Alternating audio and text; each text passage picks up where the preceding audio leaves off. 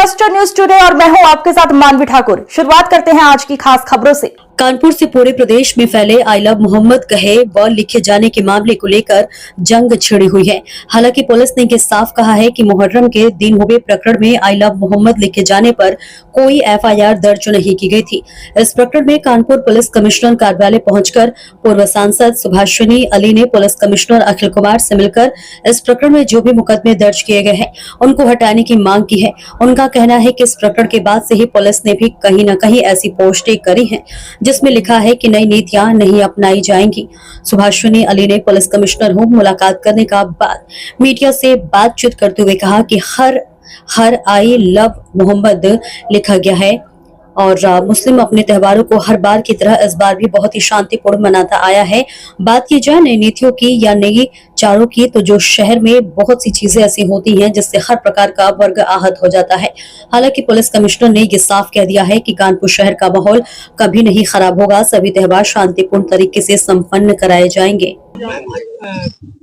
जी हम लोग अभी कमिश्नर साहब से मिले, बहुत मतलब वो व्यवहार कुशल आदमी है, अच्छे से उन्होंने बात को हमारी सुना और उन्होंने कहा कि पहली बात तो उन्होंने ये कही कि हम भी ये मानते हैं कि अगर कोई कहता है आई लव मोहम्मद तो कोई बुरी बात नहीं है, तो हमारे सबके मतलब आदरणीय है, ऐसी बात नहीं है। लेकिन अब इस मामले को कुछ जो उस समय शरारत करने की कोशिश की गई और फिर अब भी कुछ लोग इसको करने की कोशिश कर रहे हैं, इधर उधर दोनों। तो हम लोग उस पर बहुत निगाह रखे हैं और इसमें हम कोई भी अन्याय नहीं होने देंगे।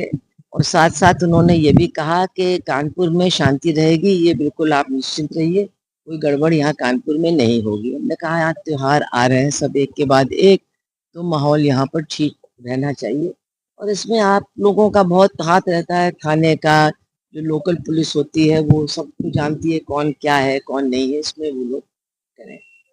तो उनकी बातों से ऐसा लगा कि वो काफ़ी इस पूरे मामले को ठीक से समझ रहे हैं, जानकारी पूरी है उनको। अब बस यही है कि हम न्याय के इच्छुक हैं कि न्याय होना चाहिए।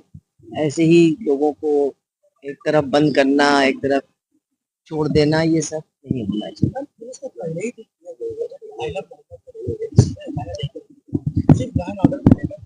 देखिए आप कह रहे हैं ना, आप ये कह रहे हैं, मैंने ये भी देखा है कि कमेंट्स आए हैं प्रशासन की तरफ से कि नई परंपरा, ऐसी परंपरा, वैसी परंपरा, ये सब चीजें बिल्कुल समझ में, ये चीजें मतलब भ्रांति फैलाती हैं। कोई इसमें पिछले साल भी ये बैनर लगा था और अगर आपको नई परंपराओं की बात करनी है तो हम कानपुर में अब ऐसी ऐसी धार्मिक परंपरा देख रहे हैं जो आपने और हमने कभी जीवन में यहाँ नहीं देखी। हर साल कोई नई परंपरा यहाँ पर शुरू हो जाती है तो उसके खिलाफ तो कोई बोलता नहीं, कोई कुछ करता नहीं, तो उस विवाद में हम नहीं पड़ना चाहते हैं।